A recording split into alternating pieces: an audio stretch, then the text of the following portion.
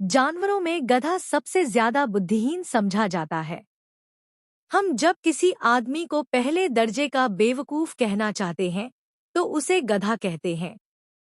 गधा सचमुच बेवकूफ है या उसके सीधेपन, उसकी निरापद सहिष्णुता ने उसे यह पदवी दे दी है, इसका निश्चय नहीं किया जा सकता।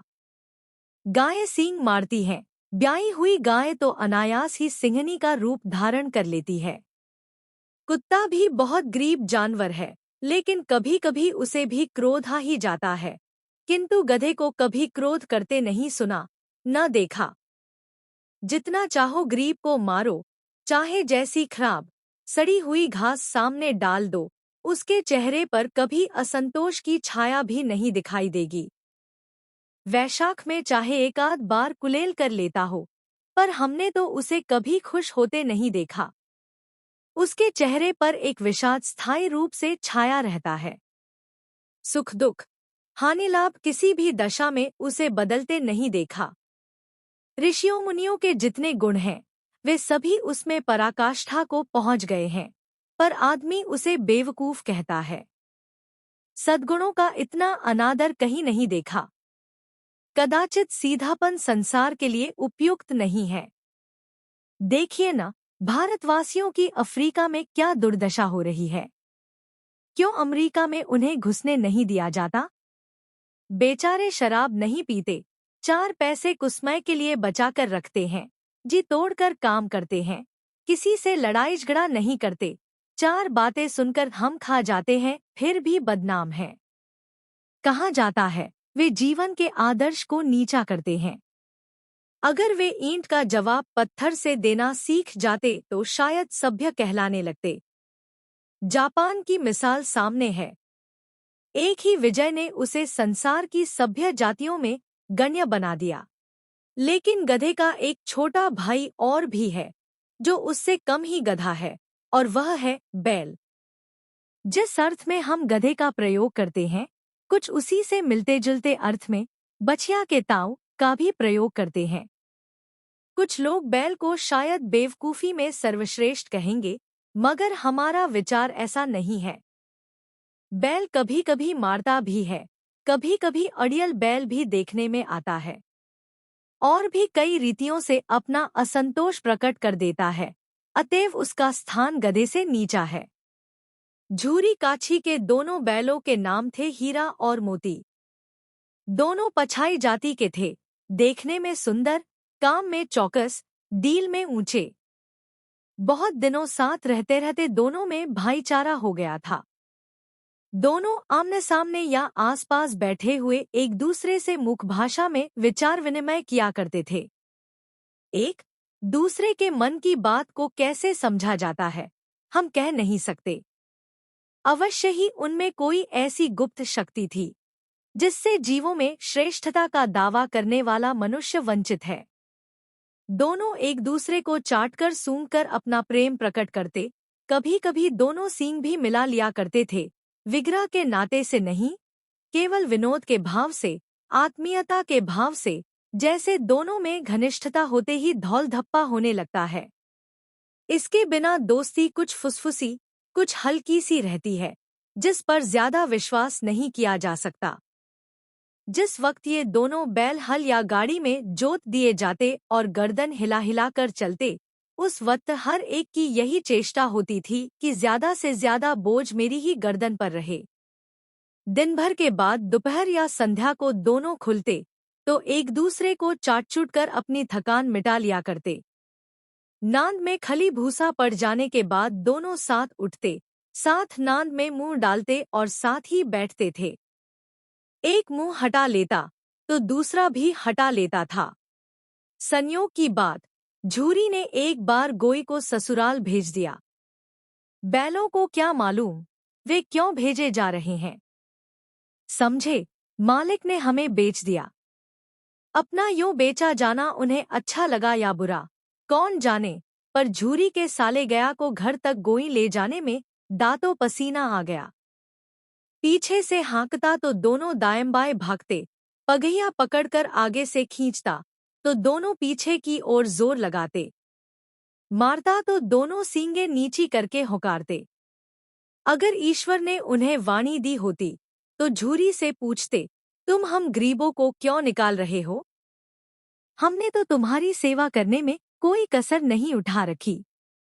अगर इतनी मेहनत से काम न चलता था तो और काम ले लेते।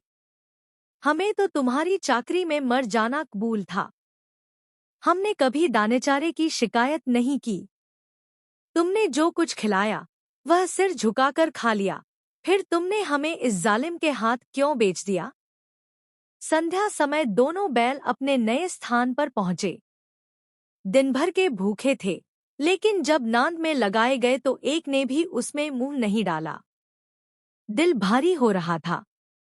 जिसे उन्होंने अपना घर समझ रखा था वह आज उनसे छूट गया। यह नया घर, नया गांव, नए आदमी उन्हें बेगानों से लगते थे। दोनों ने अपनी मुखभाषा में सलाह की, एक दूसरे को कनखियों से देखा और लेट गए। जब गांव में सोता पड़ गया तो दोनों ने जोर मारकर पगहे तुड़ा डाले और घर की तरफ चले। पगहे बहुत मजबूत थे। अनुमान न हो सकता था कि कोई बैल उन्हें तोड़ सकेगा, पर इन दोनों में इस समय दूनी शक्ति आ गई थी। एक एक झटके में रस्सियां टूट गईं। झूरी प्रातःकाल सोकर उठा तो देखा कि दोनों बैल चरनी पर खड़े हैं। दोनों की गर्दनों में आधा आधा गराव लटक रहा था। घुटने तक पांव कीचड़ से भरे हैं और दोनों की आंखों में विद्रोह में स्नेह झलक रहा है। झूरी बैलों को देखकर स्नेह से गदगद हो गया। दौड़कर उन्हें गले लगा लिया। प्रेमालिंगन और चुंबन का वह दृश्य बड़ा ही मनोहर था। घर और गांव के लड़के जमा हो गए और तालियां बजा-बजाकर उनका स्वागत करने लगे। गांव के इतिहास में यह घटना अभूतपूर्व न होने पर भी महत्वपूर्ण थी। बालसभा ने निश्चय किया, दोनों पशुवीरों का अभिनंदन पत्र देना चाहिए।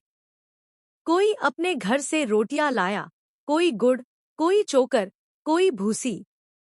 एक बालक ने कहा, ऐसे बैल किसी के पास न होंगे। दूसरे ने समर्थन किया, इतनी दूर से दोनों अकेले चले आए।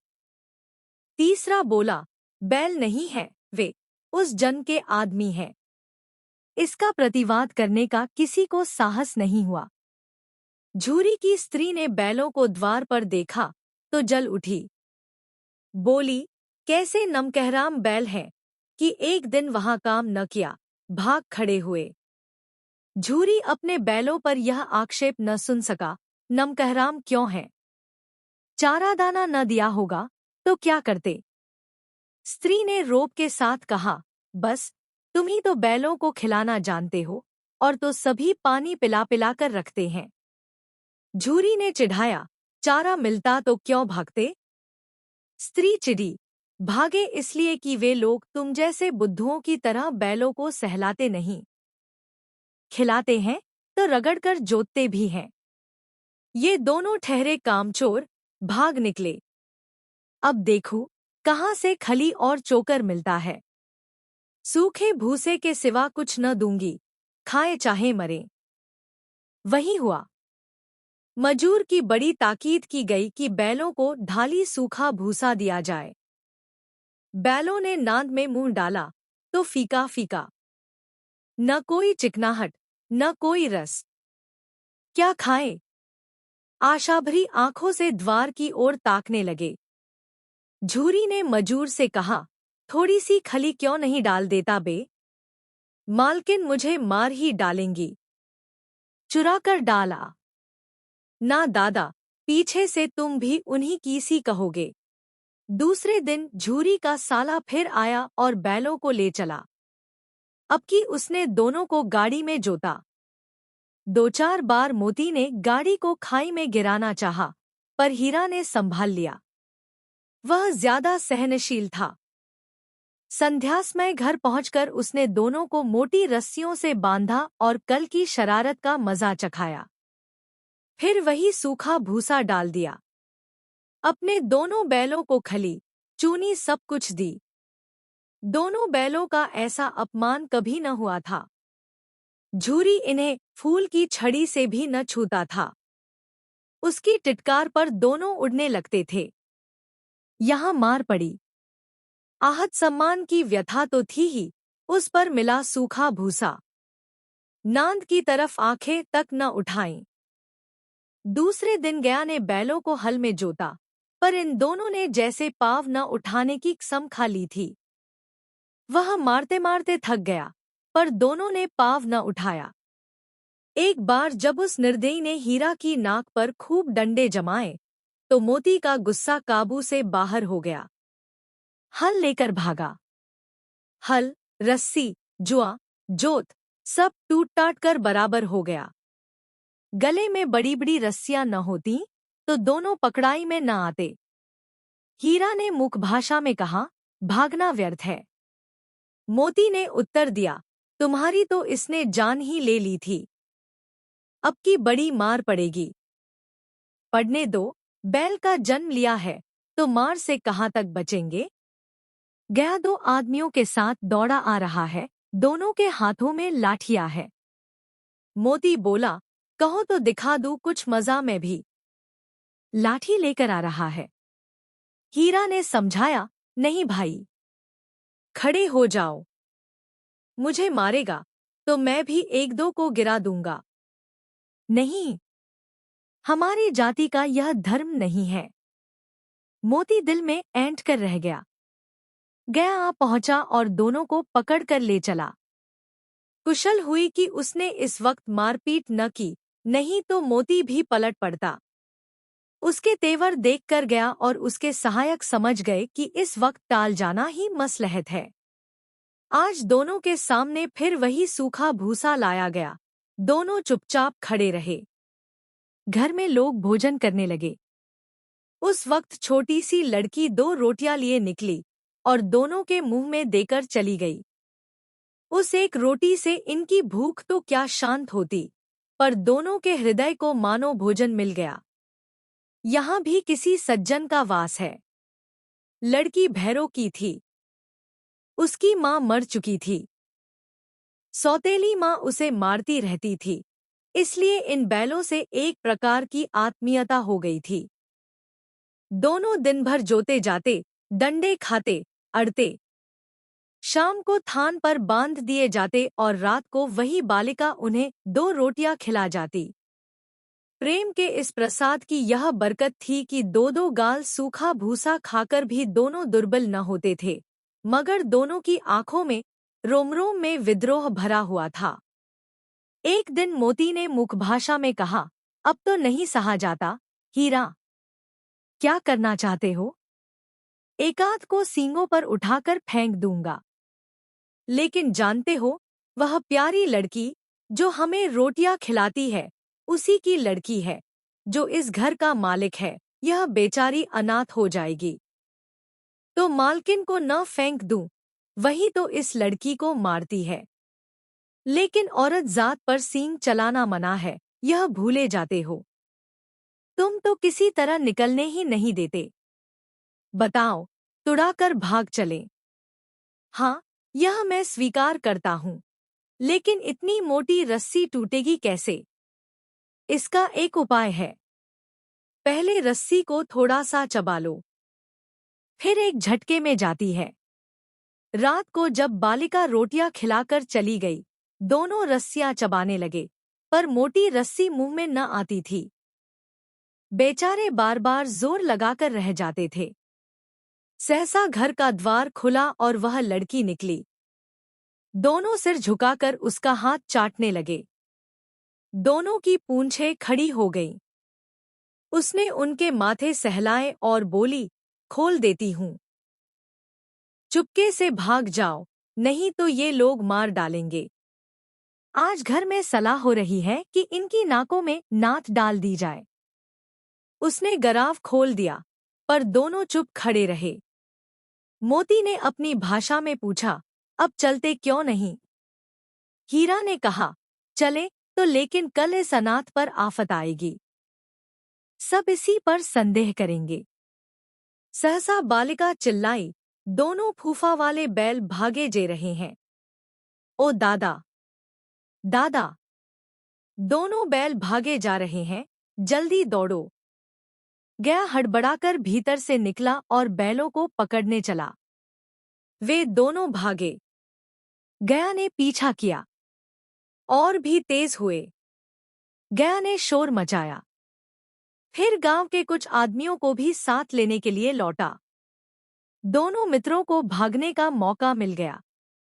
सीधे दौड़ते चले गए। यहां तक कि मार्ग का ज्ञान न रहा। जिस परिचित मार्ग से आए थे उसका यहां पता न था। नए नए गांव मिलने लगे। तब दोनों एक खेत के किनारे खड़े होकर सोचने लगे, अब क्या करना चाहिए। हीरा ने कहा, मालूम होता है राह भूल गए। तुम भी बेतहाशा भागे, वहीं उसे मार गिराना था। उसे मार गिराते तो दुनिया क्या कहती। वह अपने धर्म छोड़ दे, लेकिन हम अपना धर्म क्यों छोड़े।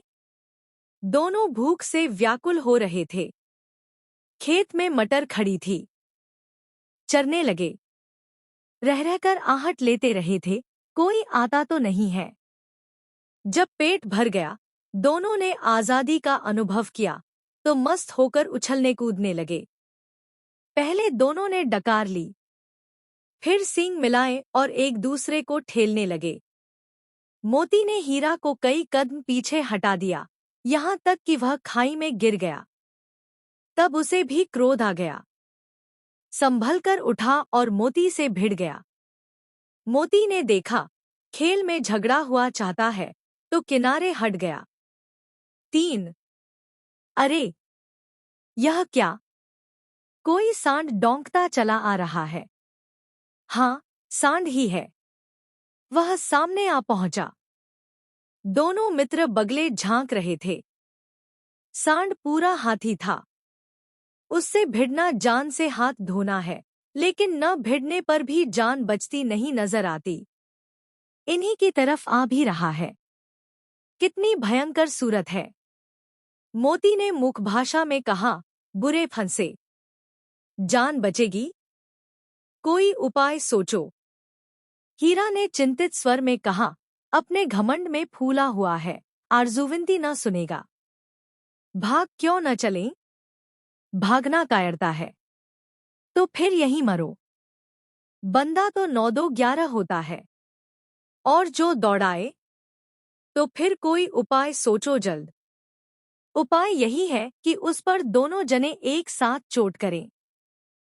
मैं आगे से रगेदता हूं, तुम पीछे से रगेदो, दोहरी मार पड़ेगी तो भाग खड़ा होगा। मेरी ओर झपटे, तुम बगल से उसके पेट में सींग घुसेड़ देना। जान जोखिम है, पर दूसरा उपाय नहीं है। दोनों मित्र जान हथेलियों पर लेकर लपके। सांड को भी संगठित शत्रुओं से लड़ने का तजुर्बा न था। वह तो एक शत्रु से मल्लयुद्ध करने का आदी था। ज्यों ही हीरा पर झपटा, मोती ने पीछे से दौड़ाया। सांड उसकी तरफ मुड़ा तो हीरा ने रगेदा। सांड चाहता था कि एक एक करके दोनों को गिरा ले, पर ये दोनों भी उस्ताद थे। उसे वह अवसर न देते थे। एक बार सांड झल्लाकर हीरा का अंत कर देने के लिए चला कि मोती ने बगल से आकर उसके पेट में सींग भोंक दिया। सांड क्रोध में आकर पीछे फिरा तो हीरा ने दूसरे पहलू में सींगे चुभा दिया। आखिर बेचारा धीमी होकर भागा और दोनों मित्रों ने दूर तक उसका पीछा किया, यहाँ तक कि सांड बेदम होकर गिर पड़ा। तब दोनों ने उसे छोड़ दा। दोनों मित्र जीत के नशे में झूमते चले जाते थे। मोती ने सांकेतिक भाषा में कहा, मेरा जी चाहता था कि बचा को मार ही डालूं। हीरा ने तिरस्कार किया, गिरे हुए बैरी पर सींग न चलाना चाहिए। यह सब ढोंग है, बैरी को ऐसा मारना चाहिए कि फिर न उठे। अब घर कैसे पहुंचोगे, वह सोचो। पहले कुछ खा लें, तो सोचें। सामने मटर का खेत था ही। मोती उसमें घुस गया। हीरा मना करता रहा, पर उसने एक न सुनी। अभी 2 ही 4 ग्रास खाए थे कि 2 आदमी लाठियां लिए दौड़ पड़े और दोनों मित्रों को घेर लिया। हीरा तो मेड़ पर था, निकल गया। मोती सींचे हुए खेत में था। उसके खुर कीचड़ में धंसने लगे। न भाग सका। पकड़ लिया। हीरा ने देखा संगी संकट में है तो लौट पड़ा। फंसेंगे तो दोनों फंसेंगे। रखवालों ने उसे भी पकड़ लिया। प्रातःकाल दोनों मित्र कांजीहौस में बंद कर दिए गए। 4 दोनों मित्रों को जीवन में पहली बार ऐसा साबिका पड़ा था कि सारा दिन बीत गया और खाने को एक तिनका भी न मिला। समझ ही में न आता था यह कैसा स्वामी है। इससे तो गया फिर भी अच्छा था। यहाँ कई भैंसें थी, कई बकरियां, कई घोड़े, कई गधे, पर किसी के सामने चारा न था। सब जमीन पर मुर्दों की तरह पड़े थे। कई तो इतने कमजोर हो गए थे कि खड़े भी न हो सकते थे। सारा दिन दोनों मित्र फाटक की ओर टकटकी लगाए ताकते रहे, पर कोई चारा लेकर आता न दिखाई दिया। तब दोनों ने दीवार की नमकीन मिट्टी चाटनी शुरू की, पर इससे क्या तृप्ति होती। रात को भी जब कुछ भोजन न मिला तो हीरा के दिल में विद्रोह की ज्वाला दहक उठी। मोती से बोला, अब नहीं रहा जाता मोती। मोती ने सिर लटकाए हुए जवाब दिया, मुझे तो मालूम होता है कि प्राण निकल रहे हैं। इतनी जल्द हिम्मत न हारो भाई। यहाँ से भागने का कोई उपाय निकलना चाहिए। आओ दीवार तोड़ डालें। मुझसे तो अब कुछ नहीं होगा। बस इसी बूते पर अकड़ते थे। सारी अकड़ निकल गई। बाड़े की दीवार कच्ची थी।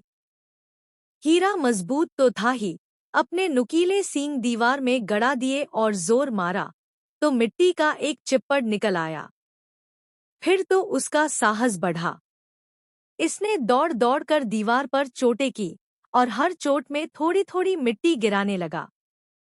उसी समय कांजीहौस का चौकीदार लालटेन लेकर जानवरों की हाजिरी लेने आ निकला। हीरा का उज्जड़पन देखकर उसे कई डंडे रसीद किए और मोटी सी रस्सी से बांध दिया। मोती ने पड़े पड़े कहा, आखिर मार खाई, क्या मिला। अपने बूते भर जोर तो मार दिया। ऐसा जोर मारना किस काम का कि और बंधन में पड़ गए। जोर तो मारता ही जाऊंगा, चाहे कितने ही बंधन पड़ते जाए। जान से हाथ धोना पड़ेगा। कुछ परवाह नहीं, यूं भी तो मरना ही है। सोचो, दीवार खुद जाती तो कितनी जानें बच जाती। इतने भाई यहाँ बंद हैं, किसी की देह में जान नहीं है। 2-4 दिन यही हाल रहा तो सब मर जाएंगे। हाँ, यह बात तो है। अच्छा, तो ला, फिर मैं भी जोर लगाता हूँ। मोती ने भी दीवार में उसी जगह सींग मारा। थोड़ी सी मिट्टी गिरी और फिर हिम्मत बढ़ी। फिर तो वह दीवार में सींग लगाकर इस तरह जोर करने लगा मानो किसी प्रतिद्वंदी से लड़ रहा है। आखिर कोई 2 घंटे की जोर आजमाई के बाद दीवार ऊपर से लगभग 1 हाथ गिर गई। उसने दूनी शक्ति से दूसरा धक्का मारा तो आधी दीवार गिर पड़ी। दीवार का गिरना था कि अधमरे से पड़े हुए सभी जानवर चेत उठे। तीनों घोड़ियां सरपट भाग निकली। फिर बकरियां निकली। इसके बाद भैंसें भी खिसक गईं, पर गधे अभी तक ज्यों के त्यों खड़े थे। हीरा ने पूछा, तुम दोनों क्यों नहीं भाग जाते? एक गधे ने कहा, जो कहीं फिर पकड़ लिए जाए तो क्या हरज है, अभी तो भागने का अवसर है। हमें तो डर लगता है, हम यहीं पड़े रहेंगे। आधी रात से ऊपर जा चुकी थी। दोनों गधे अभी तक खड़े सोच रहे थे कि भागे या न भागे, और मोती अपने मित्र की रस्सी तोड़ने में लगा हुआ था। जब वह हार गया तो हीरा ने कहा, तुम जाओ, मुझे यहीं पड़ा रहने दो, शायद कहीं भेंट हो जाए। मोती ने आंखों में आंसू लाकर कहा, तुम मुझे इतना स्वार्थी समझते हो हीरा? हम और तुम इतने दिनों एक साथ रहे हैं। आज तुम विपत्ति में पड़ गए तो मैं तुम्हें छोड़कर अलग हो जाऊं? हीरा ने कहा, बहुत मार पड़ेगी। लोग समझ जाएंगे यह तुम्हारी शरारत है। मोती ने गर्व से बोला, जिस अपराध के लिए तुम्हारे गले में बंधन पड़ा, उसके लिए अगर मुझे मार पड़े तो क्या चिंता। इतना तो हो ही गया कि 9-10 प्राणियों की जान बच गई, वे सब तो आशीर्वाद देंगे।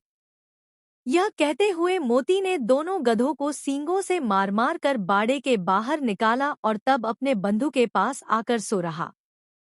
भोर होते ही मुंशी और चौकीदार तथा अन्य कर्मचारियों में कैसी खलबली मची, इसके लिखने की जरूरत नहीं।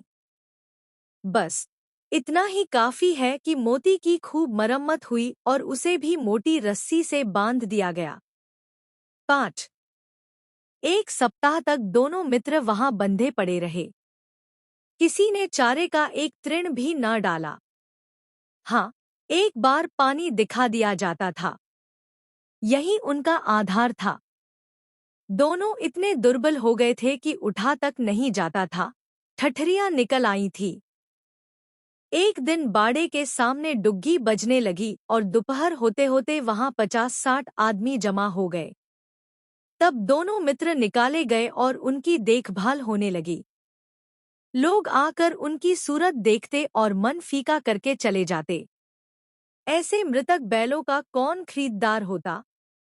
सहसा एक दढ़ियल आदमी, जिसकी आंखें लाल थीं और मुद्रा अत्यंत कठोर, आया और दोनों मित्रों के कूल्हों में उंगली गोदकर मुंशी जी से बातें करने लगा। उसका चेहरा देखकर अंतर्ज्ञान से दोनों मित्रों के दिल कांप उठे। वह कौन है और उन्हें क्यों टटोल रहा है, इस विषय में उन्हें कोई संदेह न हुआ। दोनों ने एक दूसरे को भीत नेत्रों से देखा और सिर झुका लिया। हीरा ने कहा, गया के घर से नाहक भागे, अब तो जान न बचेगी। मोती ने अश्रद्धा के भाव से उत्तर दिया, कहते हैं भगवान सबके ऊपर दया करते हैं, उन्हें हमारे ऊपर दया क्यों नहीं आती। भगवान के लिए हमारा जीना मरना दोनों बराबर है। चलो, अच्छा ही है, कुछ दिन उसके पास तो रहेंगे। एक बार भगवान ने उस लड़की के रूप में हमें बचाया था, क्या अब न बचाएंगे। यह आदमी छुरी चलाएगा, देख लेना। तो क्या चिंता है। मांस, खाल, सींग, हड्डी सब किसी के काम आ जाएंगे। नीलाम हो जाने के बाद दोनों मित्र उस दड़ियल के साथ चले। दोनों की बोटी बोटी कांप रही थी। बेचारे पांव तक न उठा सकते थे, पर भय के मारे गिरते पड़ते भागे जाते थे, क्योंकि वह जरा भी चाल धीमी हो जाने पर डंडा जमा देता था। राह में गाय बैलों का एक रेवड़ हरे भरे हार में चरता नजर आया। सभी जानवर प्रसन्न थे, चिकने, चपल। कोई उछलता था, कोई आनंद से बैठा पागुर करता था। कितना सुखी जीवन था इनका, पर कितने स्वार्थी हैं सब। किसी को चिंता नहीं कि उनके 2 भाई बधिक के हाथ पड़े कैसे दुखी हैं। सहसा दोनों को ऐसा मालूम हुआ कि परिचित राह है। हाँ, इसी रास्ते से गया उन्हें ले गया था। वही खेत, वही बाग, वही गांव मिलने लगे। प्रतिक्षण उनकी चाल तेज होने लगी। सारी थकान, सारी दुर्बलता गायब हो गई। आह! यह लो, अपना ही हार आ गया। इसी कुएं पर हम पुर चलाने आया करते थे, यही कुआं है। मोती ने कहा, हमारा घर नगीच आ गया है। हीरा बोला, भगवान की दया है, मैं तो अब घर भागता हूँ। यह जाने देगा, इसे मैं मार गिराता हूँ। नहीं नहीं, दौड़कर थान पर चलो, वहां से आगे हम न जाएंगे। दोनों उन्मत्त होकर बछड़ों की भांति कुलेले करते हुए घर की ओर दौड़े। वह हमारा थान है। दोनों दौड़कर अपने थान पर आए और खड़े हो गए। दढ़ियल भी पीछे पीछे दौड़ा चला आता था। झूरी द्वार पर बैठा धूप खा रहा था। बैलों को देखते ही दौड़ा और उन्हें बारी बारी से गले लगाने लगा। मित्रों की आंखों से आनंद के आंसू बहने लगे। एक झूरी का हाथ चाट रहा था। दढ़ियल ने जाकर बैलों की रस्सियां पकड़ ली। झूरी ने कहा, मेरे बैल हैं। तुम्हारे बैल कैसे हैं? मैं मवेशी खाने से नीलाम लिए आता हूँ। मैं तो समझा हूँ चुराए लिए आते हो। चुपके से चले जाओ। मेरे बैल हैं। मैं बेचूंगा तो बिकेंगे। किसी को मेरे बैल नीलाम करने का क्या अख्तियार है? जाकर थाने में रपट कर दूंगा। मेरे बैल हैं। इसका सबूत यह है कि मेरे द्वार पर खड़े हैं। दड़ियल झल्लाकर बैलों को जबरदस्ती पकड़ ले जाने के लिए बढ़ा। उसी वक्त मोती ने सींग चलाया। दड़ियल पीछे हटा। मोती ने पीछा किया। दड़ियल भागा। मोती पीछे दौड़ा। गांव के बाहर निकल जाने पर वह रुका, पर खड़ा दड़ियल का रास्ता देख रहा था। दड़ियल दूर खड़ा धमकियां दे रहा था, गालियां निकाल रहा था, पत्थर फेंक रहा था, और मोती विजयी शूर की भांति उसका रास्ता रोके खड़ा था। गांव के लोग यह तमाशा देखते थे और हंसते थे। जब दड़ियल हारकर चला गया, तो मोती अकड़ता हुआ लौटा। हीरा ने कहा, मैं तो डर गया था कि कहीं तुम गुस्से में आकर मार न बैठो। अगर वह मुझे पकड़ता तो मैं बेमारे न छोड़ता। अब न आएगा। आएगा तो दूर से ही खबर लूंगा। देखूं कैसे ले जाता है। जो गोली मरवा दे। मर जाऊंगा, पर उसके काम न आऊंगा। हमारी जान को कोई जान ही नहीं समझता, इसलिए कि हम इतने सीधे हैं। जरा देर में नांदों में खली, भूसा, चोकर और दाना भर दिया गया और दोनों मित्र खाने लगे। झूरी खड़ा दोनों को सहला रहा था और 20 लड़के तमाशा देख रहे थे। सारे गांव में उछासा मालूम होता था। उसी समय मालकिन ने आकर दोनों के माथे चूम लिए।